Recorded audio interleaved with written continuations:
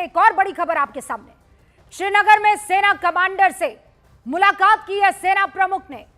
15 core commander से सेना प्रमुख की मुलाकात हुई है और यह मुलाकात बहुत महत्वपूर्ण हो जाती है, इसलिए क्योंकि आज ही सेना प्रमुख का उस इलाके में भी दौरा हो सकता है जहां पर ये आतंकी नरसंहार कर रहे थे। ये आतंकी जहां आतंक का नंगा नाच रहे थे, आज वहां पर सेना प्रमुख जा सकते हैं। और बॉर्डर के नजदीक जिस तरीके से हलचल बढ़ गई है, जिस तरीके से समंदर से लेकर आकाश तक हमारे तमाम सैनिकों को हाई अलर्ट पर रहने के आदेश दे दिए हैं और जो एक्टिविटीज हो रही है ये उस तरफ इशारा कर रही है कि जो प्रधानमंत्री कह रहे थे ऐसी सजा मिलेगी कि याद रखा जाएगा, कल्पना से भी परे होगा। तो यह बड़ी खबर इस वक्त आ रही है। श्रीनगर में सेना प्रमुख 15 कोर कमांडर से मुलाकात करते हैं, यानी आप ये जानते हैं 15 कोर कमांडर वो है जो पूरे के जो कोर है वो पूरे के पूरे जम्मू कश्मीर को और श्रीनगर को देखती है। ऐसे में यह महत्वपूर्ण हो जाता है कि जम्मू कश्मीर के हालात को लेकर किस तरीके से ब्रीफ किया गया होगा। और एक और बात समझ लीजिए, सिर्फ जम्मू कश्मीर में नहीं, हिंदुस्तान में वो सारी जगह जहां से पाकिस्तान पर वार होना चाहिए हाई अलर्ट पर है, पूरी मुस्तैदी के साथ एक्शन मोड में आ चुकी है। और इसीलिए सारी की सारी पार्टियों को एक पेज पर लाया गया है। सरकार ने सर्वदलीय बैठक इसीलिए बुलाई थी कि अगर कल को कोई बड़ा कदम लिया जाए तो पूरा हिंदुस्तान एक साथ हो, जन गण मन साफ तौर पर एक पेज पर रहे। कोई पार्टी चाहे वो किसी भी विचारधारा की हो, कोई पार्टी चाहे वो किसी भी राज्य से ताल्लुक रखती हो, लेकिन जब बात हिंदुस्तान की आए और हिंदुस्तान की दुश्मनों से निपटने की आए तो एक ही दिशा में, एक ही स्वर में बात कही जाए। हमारे साथ सारे खास मेहमान बने हुए हैं।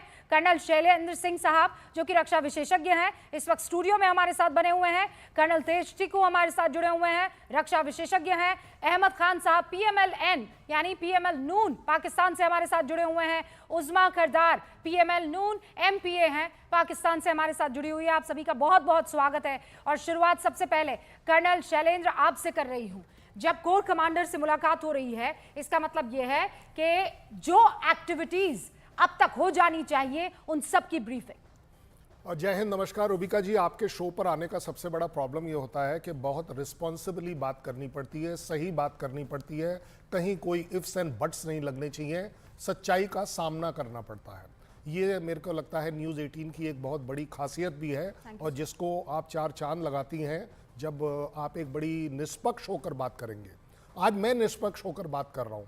जब 50, बाय द वे मैं आपको एक करेक्ट कर दूं, पूरे के पूरे JNK को 15 कोर नहीं कंट्रोल करता, वो श्रीनगर वैली वाले पार्ट को करता है, नीचे वाले को 16 कोर करता है, जो कि नगरोटा में सभी को पता है ये बात, बट मैं करेक्ट कर रहा था सिर्फ। अब आगे बात के चीफ का 15 कोर से मिलना, 15 कोर से कमांडर से अगर मिलना है, इसका मतलब ये तो नहीं लगाया जा सकता है जो पाकिस्तान लगा रहा है कि कल सुबह अटैक होने वाला है। भाई हमारा अपना मामला है, श्रीनगर हमारा अपना है, हमारा चीफ गया है, वहाँ एक बहुत बड़ा इंसिडेंस हुआ है जो एक 15 कोर के एरिया ऑफ रिस्पॉन्सिबिलिटी में आता है।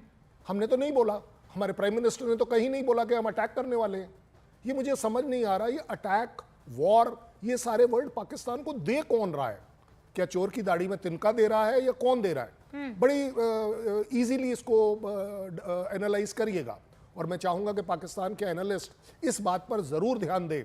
हमने कहीं डिक्लेयर नहीं किया कि there is a war on Pakistan. हमने सिर्फ बोला है कि अब हमारी फाइट ऑन टेररिज्म खत्म हो गई, there is a war on terrorism. Terrorism के खिलाफ है ना? Very true, very true. अब तक हम लड़ रहे थे, अब हम we are declaring. Colonel Shailendra ये कह रहे हैं कि हम तो आतंकवाद के खिलाफ लड़ रहे हैं, अब वॉर कर रहे हैं। आप क्यों डर रहे हैं? बेकार में जी, आपने बहुत शुक्रिया, आपने मुझे इनवाइट किया। नंबर 1 तो ये जो आप 1 पेज की बात कर रहे हैं, आपका 1 पेज तो पुरजे पुरजे और लीरो लीर हो चुका है, क्योंकि आपके साथ बहुत सारे लोग रहना नहीं चाहते। नंबर 1 वो खालिस्तान मूवमेंट चली हुई है, मणिपुर में देखें क्या हो रहा है, मणिपुर में, फिर आप देखें आपके नागालैंड में क्या हो रहा है। तो आपका वन पेज तो बहुत अरसा पहले ही जो था वो बिल्कुल हमने देख लिया था कि उसके क्या हालात हैं। देखिए, आपने तो ये जो सारी वॉर मॉन्गरिंग है, ये हम तंग आ गए सुन सुन के, हमारे तो कान पक गए हैं। हर वक्त आप तड़ियां देते रहते हैं, आपकी गीदड़ भपकियां सुन सुन के ना अब हम आवाजार हो गए। और आप लोग अगर चाहते हैं कि जी एक वो जंगी जुनून से आगे बढ़ना, तो ठीक है, पाकिस्तान भी तैयार है। पाकिस्तान की फौज से तो आप वैसे ही वॉर करते हैं। मुझे लगा था आपका आईक्यू लेवल ठीक-ठाक लग रहा था। हमारा जो ISI, उस्मा जी, मुझे आपका आईक्यू लेवल ठीक-ठाक लग रहा था, पर मुझे लगता है मुझे जरा ठोक कर उस आईक्यू लेवल को जिंदा करना होगा। ठीक है, मैंने आपसे क्या सवाल पूछा, आप किस तरफ जा रही हैं? मैंने मैडम आपसे क्या सवाल पूछा कि हिंदुस्तान, अरे नहीं कर दी खत्म। अरे आपकी बात नहीं, अब तो पाकिस्तान के खत्म होने के दिन आ गए हैं। आपकी बात खत्म होने का इंतजार अब नहीं करना है मुझे उस्मा जी। अब मेरा सवाल सुनिए आप। मैडम लिसन टू मी, मैंने सवाल आपसे क्या पूछा? आप वहां पर गाती रहेंगी नज्म और मैं सुनती रहूंगी? No, it's not going to happen madam. अब नाउ लिसन टू मी, मैंने आपसे सवाल क्या पूछा? उस्मा जी, मैंने आपसे सवाल क्या नागालैंड पूछा? पर सवाल नहीं हुआ है, मैंने सवाल का जवाब दें। नो, लिसन टू मी, मैंने पाकिस्तान का जिक्र किया। हमने तो नहीं किया। मैंने पाकिस्तान, ऐलान जंग किसके खिलाफ? उस्मा खाला, ऐलान जंग किसके खिलाफ? उस्मा खाला, ऐलान जंग किसके खिलाफ? आतंकवाद के खिलाफ ना? आतंकवाद के खिलाफ ऐलान जंग है उस्मा खारदार। आतंकवाद के खिलाफ, दहशतगर्दी के खिलाफ ऐलान जंग में उस्मा खारदार हमारे साथ खड़ी हैं। ये खातून हमारे साथ खड़ी हैं कि नहीं खड़ी हैं? सिंपल सी बात, अगर आप खड़ी हैं तो आपका हम इस्तकबाल करते हैं, नहीं खड़ी हैं तो तैयार हो जाइए, सर पर कफन बांध लीजिए, बात खत्म। Know if and but, know if and but madam. आतंकवाद, दहशतगर्द के खिलाफ पाकिस्तान खड़ा है हिंदुस्तान के साथ के नहीं, और नहीं खड़ा है तो हमको लिटाना आता है।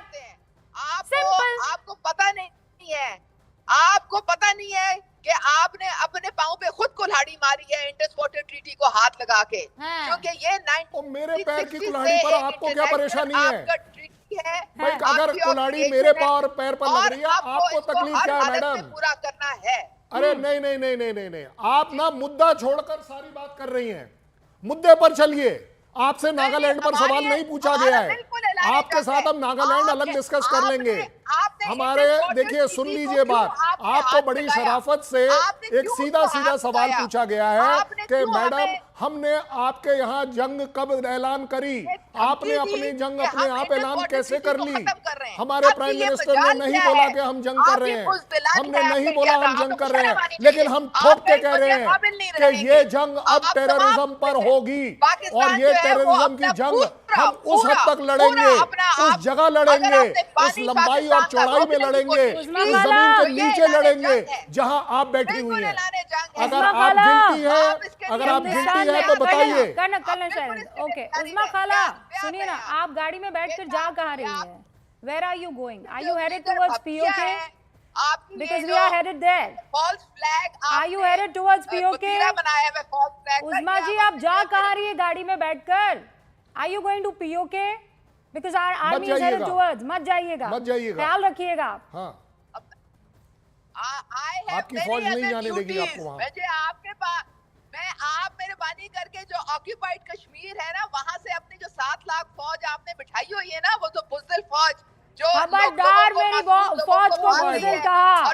बुज़दिल है आपका आर्मी चीफ, जो वहां बैठकर निरुपा रॉय की तरह रोते हुए ये कहता है कि बच्चों को याद दिलाना, जिसे ये याद दिलाना पड़ता है कि देखो हम कैसे यहाँ पर आए हैं। आपके हाथ में मैडम कटोरा है, आपके यहाँ पर गैस के फापे, आपके यहाँ पर आटे के फापे। वो कौन सा मुहावरा है, घर में नहीं दाने उस्मा खाला चली भुनाने। घर में नहीं दाने उस्मा खाला चली भुनाने। और इसीलिए उस्मा जी, विथ ऑल ड्यू रिस्पेक्ट, मुझे किसी से कोई एतराज नहीं है। उस्मा जी, ये हिंदुस्तान है, आपको दिल में जगह देगा, लेकिन आपको आतंक को अपने दिल से निकाल फेंकना होगा। एंड इफ नॉट, देन हम हलक में हाथ डालकर निकालना जानते हैं। मैं इतना जानती हूँ, मैं कश्मीर जाकर आई हूँ, and I have seen what is going on their. वहां कश्मीर का युवा खुश हो रहा था। 3 साल से वो उस तरक्की के मुकाम को छूने की पुरजोर मेहनत कर रहा था। आप लोग आस्तीन में छिपे वो सांप हैं जिनका कुछ नहीं किया जा सकता है। कर्नल तेज टिक्कू, ये देखिए गीदड़ भपकियां क्या कर रहे हैं, क्यों कर रहे हैं, आप जानते नहीं हैं। फौज को बुज़दिल कहेंगे जिनकी फौज में ही आतंक भरे हुए हैं। जो आईएसआई का सबसे बड़ा कभी मुखिया हुआ करता था, आज सेना संभाल रहा है और ये हमको बताएंगे। ये तकिया कलाम इनके पास जरूर है कि सवाल कैसे ये सुनने की फौज मतलब बुज़दिल, क्योंकि इन्होंने अपने कंट्री में सिर्फ बुज़दिल फौज देखी है। सो मैं इन मैडम को ब्लेम नहीं करता हूँ, आपका इंप्रेशन बुज़दिल है। बुज़दिल फौज का मतलब मैं बताती हूँ उज़मा खाला आपको क्या होता है। 93,000 आंकड़ा पता है आपको? 93,000 आंकड़ा किसका था? उस बुज़दिल फौज का जिसकी सरजमी पर आप गाड़ी में बैठकर अभी कहीं चल रही है। 93,000 घुटने टेक चुके थे, घुटने टेके थे 93,000 ने मां भारती के सामने, हिंदुस्तान के सामने। बुज़दिल कौन है ये हमें मत बताइए, पूरी दुनिया जानती है बुज़दिल कौन है। नहीं, इनसे पूछ लीजिए। जो हाफिज सईद की दाढ़ी के पीछे छिपते हैं, कारगिल में इनके बुज़दिल सैनिक थे। नहीं, ये एक बार हाँ कर दें, कारगिल में इनके सैनिक थे या नहीं थे? हमने तो इन्हें वापस करने की बात करी थी। हमने इनको आई कार्ड दिए थे इनके फौज के, नॉर्दर्न लाइट इन्फेंट्री के। आपने अपनी सो कॉल्ड बुज़दिल फौज जो आप बता रही हैं, उसके शव लेने से मना क्यों कर दिया? आपने डिसोन क्यों कर दिया? मैं आपसे नहीं जानना चाह रहा हूँ, मैं आपके मौलाना अपने प्रधानमंत्रियों को डिसोन कर देते हैं, ये अपने प्रधानमंत्रियों को जेल में डाल देते हैं, ये अपने प्रधानमंत्रियों को भागने पर मजबूर कर देते हैं। ये ऐसी कौम है कि ये किसी को भी डिसोन कर सकती है। ये ऐसी कौम है जो सिर्फ और सिर्फ आतंकियों को कलेजे से लगते जिगर जैसे बनाकर रखती है। ये ऐसी कौम है। ये क्या जानती हैं?